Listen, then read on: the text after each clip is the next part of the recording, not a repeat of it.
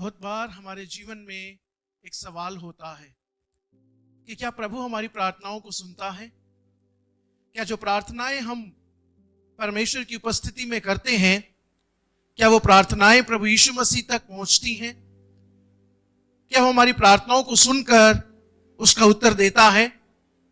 और ये खासकर तब ज्यादा होता है जब हम लोग विकट परिस्थिति में होते हैं, प्रतिकूल अवस्थाओं में होते हैं, जब बातें हमारे चारों ओर सही नहीं चल रही होती हैं, जब हमें सहायता की बहुत जल्द जरूरत होती है। और ऐसे समय में जब हमें सहायता नहीं मिल पाती है और ऐसा लगता है कि क्या परमेश्वर हमारी प्रार्थनाओं को सुन रहा है, तो ये एक संदेह, एक सवाल हमारे मन में आ जाता है। आज परमेश्वर की उपस्थिति में हम ऐसी एक घटना के बारे में बात करेंगे जहां पर एक बड़ी विकट परिस्थिति के अंदर, एक भारी विरोध के बावजूद प्रभु यीशु मसीह ने एक व्यक्ति की प्रार्थना को सुना। आइए हम लोग मरकुस रचित सुसमाचार उसके 10 अध्याय उसके 46 से लेकर 52 पद तक पढ़ते हैं। वे यरीहो में आए और जब वो और उसके चेले और एक बड़ी भीड़ यरीहो से निकलती थी, तब तिमाई का पुत्र बरतिमाई, एक अंधा भिखारी, सड़क के किनारे बैठा था। वो यह सुनकर कि यीशु नासरी है, पुकार पुकार कर कहने लगा, हे दाऊद की संतान, मुझ पर दया कर। बहुतों ने उसे डांटा कि चुप रहे, पर वो और भी पुकारने लगा, हे दाऊद की संतान, मुझ पर दया कर। तब यीशु ने ठहर कर कहा, उसे बुलाओ। और लोगों ने उस अंधे को बुलाकर उससे कहा, ढांढस बांध, उठ, वह तुझे बुलाता है। वो अपना कपड़ा फेंक कर शीघ्र उठा और यीशु के पास आया। इस पर यीशु ने उससे कहा, तू क्या चाहता है कि मैं तेरे लिए करूं? अंधे ने उससे कहा, हे रबी, यह है कि मैं देखने लगूं। यीशु ने उससे कहा, चला जा, तेरे विश्वास ने तुझे चंगा कर दिया है। वो तुरंत देखने लगा और मार्ग में उसके पीछे हो लिया। परमेश्वर अपने वचन के पढ़े और सुने जाने पर आशीष दे। यहां पर हम देखते हैं कि यीशु मसीह एक यात्रा में है, और यदि हम 11वें अध्याय का पहला पद पढ़ें तो हम ये पाते हैं कि यीशु मसीह यरूशलेम की ओर जा रहे हैं। वे यरीहो में आते हैं और यरीहो से निकलकर वो यरूशलेम की ओर जाते हैं, और एक बड़ी भीड़ यीशु मसीह के पीछे है। बड़ी भीड़ यीशु मसीह के साथ साथ चल रही है, और वहीं पर एक अंधा भिखारी जिसका नाम बरतिमाई है, वो भी बैठा हुआ है।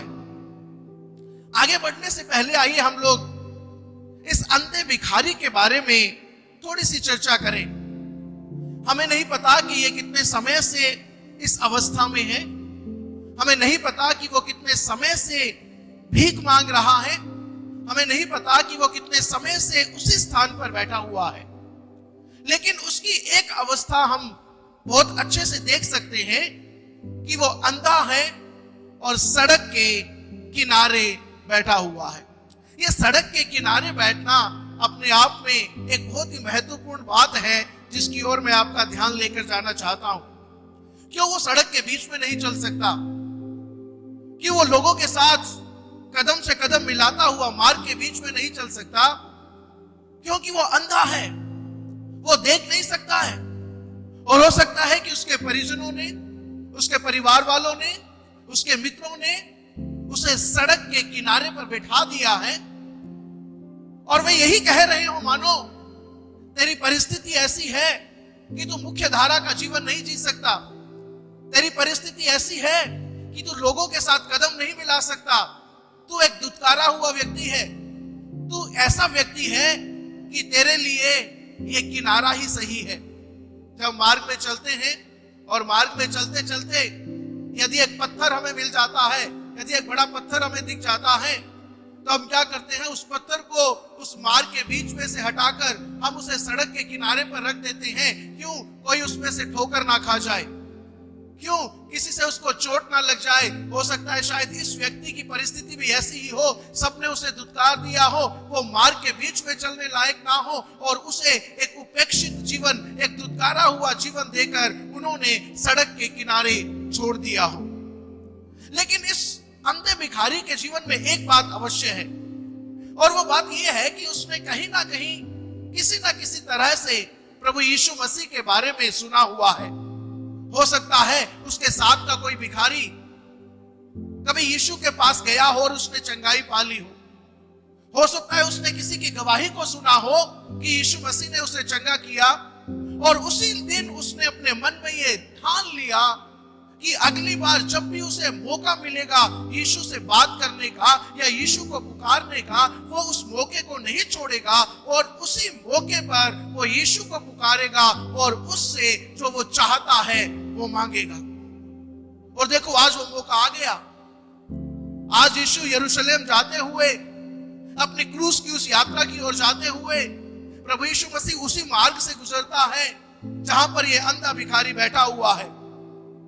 और जब वो सुनता है कि यीशु मसीह उस मार्ग से गुजर रहा है, देखिए उसने देखा नहीं है क्योंकि वो देख नहीं सकता, उसने केवल सुना है। लिखा है यह सुनकर कि यीशु नासरी है, लिखा है वो पुकार पुकार कर कहने लगा। वो पुकारने लगा, और वो क्या पुकारने लगा? हे दाऊद की संतान यीशु मुझ पर दया कर, हे दाऊद की संतान यीशु मुझ पर दया कर। जो शब्द वो कह रहा है हे दाऊद की संतान, वो ये दिखाता है कि उसे परमेश्वर के वचन के बारे में पता है, उसे मसीहा के बारे में पता है, और मसीहा कैसे आएगा ये भी उसे पता है। और इसलिए वो उसे एक बड़ा ही उचित शीर्षक देते हुए यीशु मसीह को, यीशु मसीह के मसीहा होने पर अपनी मोहर लगाते हुए वो उसे पुकार रहा है। पर जैसे ही वो पुकारने लगता है, 48 पद में लिखा हुआ है, बहुतों ने उसे डांटा कि चुप रहे, पर वो और भी पुकारने लगा। क्या कारण हो सकता है कि लोग उसे डांटने लगे? क्या कारण हो सकता है कि लोग उसे चुप कराने लगे? हो सकता है कि वो अपने परिजनों को लेकर आए हों और पहले वो चाहते हो कि यीशु मसीह उनके परिजनों को ठीक करे, या फिर हो सकता है उन्होंने सोचा होगा यीशु मसीह तो एक बहुत बड़े रब्बी है, यीशु मसीह तो चंगाई देने वाला है, यीशु मसीह के पीछे चलने वाली ये भीड़ बहुत बड़ी है, इसलिए यीशु मसीह उस अंधे भिखारी पर ध्यान नहीं देगा। यीशु मसीह के पास इतना समय नहीं होगा कि वो उस अंधे भिखारी की आवाज को सुने। इसलिए लोगों ने क्या किया? लोग उसे डांटने लगे। लिखा है बहुतों ने उसे डांटा, उसे चुप कराया, लेकिन उसने एक निर्णय ले रखा था। उसने एक निर्णय क्या ले रखा था? उसने निर्णय ले रखा था कि प्रभु यीशु मसीह जिस दिन भी यहाँ पर आएंगे, जिस दिन भी प्रभु यीशु मसीह उस मार्ग से गुजरेंगे, वो चुप नहीं होगा। वो विश्वास उसके अंदर था, इसलिए उसने यीशु मसीह को पुकारना जारी रखा। अपने विश्वास का प्रकटीकरण उसने जारी रखा। वो चुप नहीं हुआ, बल्कि लिखा है वो और भी पुकारने लगा। जितना उन्होंने उसे रोका, वो और भी उसे पुकारने लगा। देखिए उसके जीवन में पहले से एक प्रतिकूल अवस्था है। प्रतिकूल अवस्था क्या है? वो देख नहीं सकता है। प्रतिकूल अवस्था क्या है? वो सड़क के किनारे बैठा हुआ है। प्रतिकूल अवस्था क्या है? वो एक भिखारी है। प्रतिकूल अवस्था क्या है? समाज के एक निचले स्तर का व्यक्ति वो माना जाता है, वो दूसरों पर आश्रित है। लेकिन इन सब बातों के बावजूद भी उसके अंदर एक विश्वास था कि यदि प्रभु यीशु मसीह उस मार्ग से आएंगे और वो प्रभु यीशु मसीह को पुकारेगा, तो प्रभु यीशु मसीह उसकी अवश्य सुनेंगे। इसलिए वो लोगों की डांट पर ध्यान नहीं देता है, वो लोगों के विरोध पर भी ध्यान नहीं देता है, वो लोगों के चुप कराने पर भी ध्यान नहीं देता है, बल्कि लिखा है वो और भी ज्यादा जोर से पुकारने लग जाता है। जब हमारे जीवन में प्रतिकूल अवस्थाएं आती हैं, जब हमारे जीवन में विरोध आते हैं, जब परिस्थितियां ऐसी आ जाती हैं, परिस्थितियां हमें दबा लेती हैं कि हम यीशु मसीह को ना पुकारे, जब हमें कोई उत्तर आता हुआ दिखाई नहीं देता, तो हम क्या करते हैं? क्या हम चुप हो जाते हैं? क्या हम हार मान लेते हैं? क्या हम विरोध के कारण अपने हथियार डाल देते हैं? हमें इस बर्तिमई से, इस अंधे भिखारी से सीखने की जरूरत है। हालांकि वो अपने विरोधियों को देख नहीं सकता, हालांकि वो उनके विरोध को देख नहीं सकता, लेकिन वो उसे महसूस कर सकता है, उसकी उनकी डांट को सुन सकता है, लेकिन फिर भी वो रुकता नहीं है, वो चुप होता नहीं है, वो अपने विश्वास के प्रकटीकरण को जारी रखता है और वो कहता है, चाहे लोग मुझे डांटे, चाहे विरोध आए, चाहे प्रतिकूल परिस्थितियां आए, लेकिन मुझे विश्वास है कि यीशु मसीह को जब मैंने पुकारा है तो यीशु मसीह मेरी बात अवश्य सुनेंगे। आगे बढ़ते हैं, वहां पर उसकी प्रार्थना पर ध्यान देते हैं। वह लिखता है, वहां पर लिखा है, हे दाऊद की संतान मुझ पर दया कर। वो सीधे सीधे ये नहीं कहता है मुझे चंगा कर, वो सीधे सीधे ये नहीं कहता है कि मुझे आंखें चाहिए, वो सीधे सीधे ये नहीं कहता है कि मैं अंधा हूं, मैं देखना चाहता हूं, लेकिन वो प्रभु यीशु मसीह की दया को चाहता है, क्योंकि उसे पता है कि अगर वो केवल आंखें मांगेगा तो उसे केवल आंखें मिलेंगी, लेकिन यदि वो प्रभु यीशु मसीह की दया को अपने जीवन में मांगेगा, प्रभु यीशु मसीह कृपा को अपने जीवन में मांगेगा, तो उसे अंधे से ठीक होने के बावजूद भी उसे बहुत कुछ ऐसा मिल जाएगा जो उसने मांगा ना होगा। आज हम केवल आशीषों के पीछे जाते हैं। आज कई बार ऐसा होता है कि हम केवल भौतिक वस्तुएं परमेश्वर से मांगते हैं। क्या हम उस देने वाले को भी अपने जीवन में मांग सकते हैं? क्या उसकी दया को हम अपने जीवन में मांग सकते हैं? क्या उसके अनुग्रह को अपने जीवन में मांग सकते हैं? बाइबल कहती है, पहले उसके राज्य और उसकी धार्मिकता की खोज करो और बाकी सब वस्तुएं तुम्हें मिल जाएंगी। पद 49 कहता है, तब यीशु ने ठहर कर कहा, तब यीशु ने ठहर कर कहा। याद कीजिए, जब प्रभु यीशु मसीह उस मार्ग से जा रहा है, प्रभु यीशु मसीह अकेला नहीं है, वहां पर एक बहुत बड़ी भीड़ है, और जब बहुत बड़ी भीड़ है तो बहुत सारे लोग भी हैं, और जब बहुत सारे लोग हैं, बहुत सारी उनके पास प्रार्थना की विनतियां भी हैं, वहां पर बहुत सारे बीमार लोग भी हैं, वहां पर केवल यही नहीं है जिसे चंगाई चाहिए, वहां पर कई और हैं जिन्हें चंगाई चाहिए। हो सकता है बहुत हो हुल्लड़ वहां पर हो रहा हो, लेकिन बाइबल बताती है, वचन बताता है, इस अंधे भिखारी की आवाज को सुनकर, इस विश्वास से भरे हुए प्रकटीकरण को देखकर, वहां पर लिखा है यीशु मसीह ठहर गए। इंग्लिश के एक अनुवाद में लिखा है, जीसस स्टूड स्टिल, यानी कि उसके पैर जहां पर भी थे वहीं पर जम गए, वो जड़वत हो गया, वो वहां पर रुक गया। किसकी आवाज को सुनकर? एक अंधे भिखारी की आवाज को सुनकर, जिसे समाज ने एक किनारे का जीवन जीने के लिए मजबूर कर दिया था, जिसकी परिस्थितियों ने उसे एक त्यागा हुआ जीवन जीने के लिए मजबूर कर दिया था, लेकिन फिर भी उसके जीवन में ऐसा विश्वास था, और जब वो विरोध के बावजूद भी पुकार रहा है, चिल्ला रहा है, हे दाऊद की संतान मुझ पर दया कर, तो इस सृष्टि का रचने वाला, स्वर्ग और पृथ्वी का स्वामी, जो मनुष्य बनकर इस संसार में आया, उसने उस अंधे भिखारी की, उस त्यागे हुए भिखारी की आवाज को सुनकर उसने अपने आप को, उसने अपने कदमों को जमीन से चिपका दिया और वो वहीं ठहर गया, वहीं ठहर गया। और उसने लोगों से कहा, उसे बुलाओ, उसे बुला कर लाओ, उसकी आवाज मुझ तक पहुंच गई है, उसकी पुकार मुझ तक पहुंच गई है, उसकी प्रार्थना मुझ तक पहुंच गई है। और फिर आगे लिखा है, और लोगों ने उस अंधे को बुलाकर उससे कहा, ढांढस बांध, उठ, वो तुझे बुलाता है। वही लोग जो उसे डांट रहे थे, जो उसे चुप करा रहे थे, जो उसे दबा रहे थे, जो उसका विरोध कर रहे थे, यीशु मसीह के एक वचन के द्वारा, प्रभु यीशु मसीह की एक आज्ञा के द्वारा वो लोग उसके पास जाते हैं और वो लोग उससे कहते हैं, ढांढस बांध। अभी कुछ ही क्षण पहले उनके शब्द क्या थे? क्या तू पुकार रहा है? क्या तेरी आवाज वो सुनेगा? तो मत पुकार। वो उसे निराश करने वाले शब्द बोल रहे थे, डिस्करेजिंग वर्ड्स बोल रहे थे। लेकिन अभी क्या कह रहे हैं? ढांढस बांध। उसे प्रोत्साहन दे रहे हैं, उसे हिम्मत दे रहे हैं। बाइबल कहती है, यदि परमेश्वर हमारी ओर है तो हमारा विरोधी कौन हो सकता है? जब प्रभु यीशु मसीह ने उनसे कहा उसे बुलाओ, तो वही लोग जो उसके विरोध में थे अब उसे कह रहे हैं, बी एनकरेज्ड, ढांढस बांध, प्रोत्साहित हो जा। अब तू बैठा न रहे, अब तू उठ जा।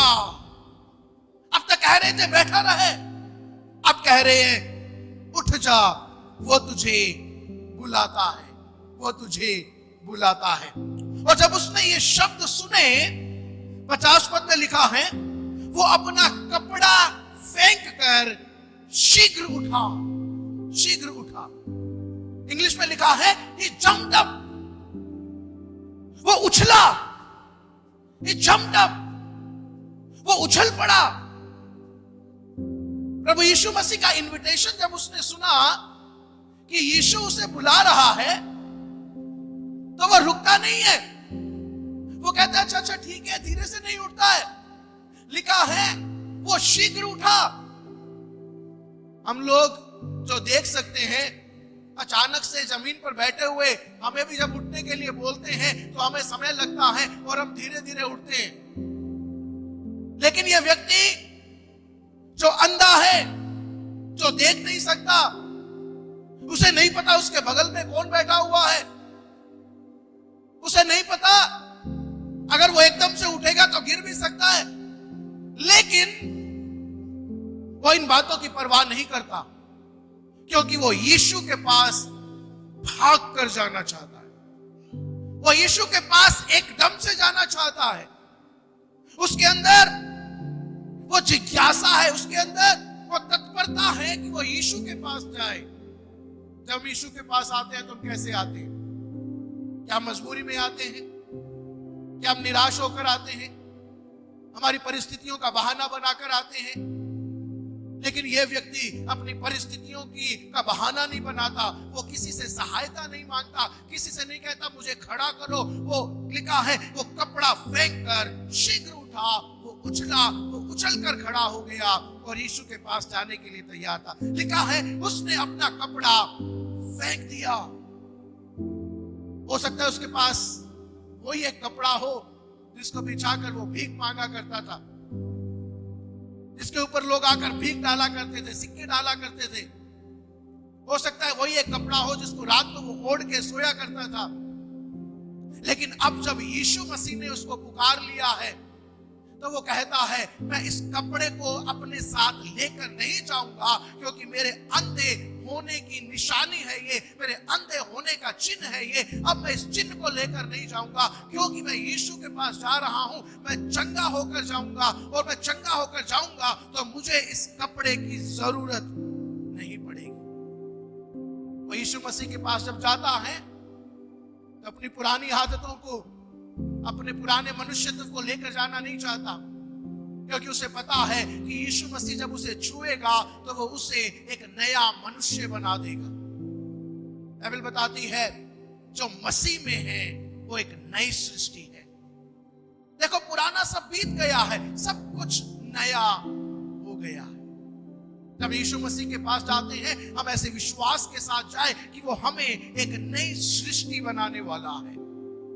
और जब यीशु मसीह के पास आता है, यीशु मसीह उससे कहता है पद 51 में, तू क्या चाहता है कि मैं तेरे लिए करूं? तू क्या चाहता है कि मैं तेरे लिए करूं? एक अंधे व्यक्ति से प्रभु यीशु मसीह ने पूछा कि तू क्या चाहता है, और हम समझ सकते हैं कि उसका उत्तर क्या होगा। यीशु ने उससे कहा चला जा, तेरे विश्वास ने तुझे चंगा कर दिया। लिखा चला जा। गो, तेरे विश्वास ने तुझे चंगा कर दिया है। अब प्रभु यीशु मसीह उसे क्या कह रहे हैं? एक हिसाब से देखा जाए तो प्रभु यीशु मसीह उसकी यहां पर एक छोटी सी परख ले रहे हैं, उसे परख रहे हैं। यीशु मसीह कह रहे हैं कि जिस काम के लिए तू मेरे पास आया था, जो चंगाई पाने के लिए तू मेरे पास आया था, देख तुझे वो चंगाई मिल गई है। अब तेरा काम हो गया है, इसलिए अब तू चला जा, तू चला जा। लेकिन आगे लिखा है वो तुरंत देखने लगा और मार्ग में उसके पीछे हो लिया। यीशु मसीह ने कहा था चला जा, लेकिन वो चला नहीं गया। लिखा है वो मार्ग में उसके पीछे हो लिया। यीशु मसीह कहां जा रहे हैं? यीशु मसीह यरूशलेम की ओर जा रहे हैं। यीशु मसीह यरूशलेम में क्या होगा यीशु मसीह के साथ? यीशु मसीह को क्रूस पर चढ़ाया जाएगा। ये यीशु मसीह के पीछे पीछे उस क्रूस की यात्रा पर चल देता है। और एक पोजीशन वहां पर है, लिखा है मार्ग में उसके पीछे हो लिया। थोड़ी देर पहले जब वो अंधा था, वो सड़क के किनारे बैठा हुआ था। वो मुख्य धारा का जीवन नहीं जी रहा था। उसे डर था कहीं लोगों के बीच में जाकर उसे ठोकर लग सकती है, वो दूसरों के लिए ठोकर का कारण बन सकता है। लेकिन जब वो यीशु मसीह के पास आया, उसने अपने विश्वास के प्रकटीकरण को दिखाया, यीशु मसीह ने उसकी प्रार्थना को सुना, तो यीशु मसीह ने ना केवल उसको आज्ञा दी, बल्कि यीशु मसीह ने उसे किनारे से उठाकर मार्ग में खड़ा कर दिया। अब उसे किनारे का जीवन जीने की जरूरत नहीं है। अब उसे यह डर नहीं है कि उसे ठोकर लगेगी। अब उसे त्यागा हुआ जीवन जीने की जरूरत नहीं है। और यीशु मसीह हमारे जीवन में केवल चंगाई ही नहीं देता, वो हमारे जीवन को पूरा करता है। वो हमारे जीवन को संपूर्ण बना देता है। वो हमारे किनारे की परिस्थितियों से हमें निकालकर हमें मुख्य धारा के जीवन में ले आता है, जहां पर हमें सम्मान मिलता है, जहां पर हमें इज्जत मिलती है, जहां पर हम लोगों के साथ में उनकी आंखों में आंखें डालकर बात कर सकते हैं। और यही उस व्यक्ति के साथ में हुआ। याद कीजिए वो कहां था? वो यरीहो में था। यरीहो पुराने नियम में एक श्रापित शहर है, जिसको नाश करने के लिए यहोवा ने आज्ञा दी थी। और अब जब वो मार्ग में हो लिया है, यीशु मसीह के पीछे पीछे चल रहा है, तो 11वें अध्याय के पहले पद में हम देखते हैं कि वो यरूशलेम को आ जाता है। यरूशलेम मतलब शांति का निवास, वो शांति का घर है। ये संसार यरीहो के समान है। यहां पर दुख है, यहां पर पीड़ा है, यहां पर दर्द है, यहां पर त्यागा जाना है, यहां पर ठोकरें हैं। लेकिन इसी संसार में परमेश्वर का पुत्र यीशु मसीह आ गया। किस लिए आ गया? कि हम उस पर विश्वास करें, कि वो हमारे लिए अपने प्राण दे और हमें अनंत जीवन का वारिस बनाए। और जब यीशु मसीह के पीछे हो लेते हैं, हम उस यरीहो से निकलकर यरूशलेम में प्रवेश करते हैं। एक अनंत यरूशलेम में, एक अनंत निवास में प्रवेश करते हैं। क्या अब भी हमारे मन में वो सवाल है, क्या यीशु मसीह हमारी प्रार्थनाओं को सुनता है? यदि यीशु मसीह इस किनारे पर बैठे हुए, इस दुत्कारे हुए, इस अंधे भिखारी की प्रार्थनाओं को एक भरे विरोध के बीच में सुन सकता है, हजारों लोगों की भीड़ में सुन सकता है, उसकी विश्वास की वाणी को सुन सकता है, तो आज हमारी प्रार्थनाओं को भी, जो हमारे दिल की गहराई से निकलती है, वो हमारी प्रार्थनाओं को भी सुनता है, वो उसका उत्तर देता है। हमें बस उसके समय का इंतजार करना है। हमें उस सही समय का इंतजार करना है, जब हमारी वाणी प्रभु यीशु मसीह तक पहुंच जाए, जब हमारी परिस्थितियों में काम करे। और वो ना केवल हमारी परिस्थितियों से निकालेगा, बल्कि वो हमें यरीहो के अनुभव से निकालकर यरूशलेम के अनुभव में लेकर जाएगा। और वो हमें एक ऐसे स्थान में पहुंचाएगा जहां पर हम पूरी शांति के साथ हमारे पिता परमेश्वर प्रभु यीशु मसीह के साथ में अनंत वास तक रह सकेंगे। तो हमारी आशा केवल इस संसार की नहीं है, हमारी आशा केवल भौतिक चीजों की नहीं है, हमारी आशा उस अनंत मिरास की है जो परमेश्वर प्रभु यीशु मसीह के द्वारा हमें देना चाहता है। मैं प्रार्थना करता हूं, आज आप जो भी परिस्थिति में हैं, आज आपकी जो भी प्रार्थनाएं हैं, आप विश्वास के साथ प्रभु यीशु मसीह के सामने उनको लेकर आइए, प्रतिकूल अवस्थाओं के बावजूद लेकर आइए, और वो आपकी प्रार्थनाओं को सुनकर रुकेगा, और केवल रुकेगा नहीं, वो उसका उत्तर भी देगा और आपको किनारे की अवस्था से निकालकर, दुत्कारी हुई अवस्था से निकालकर मार्ग के बीच में खड़ा करेगा। प्रभु आप सबको बहुत आशीष दे, बहुत आशीष दे।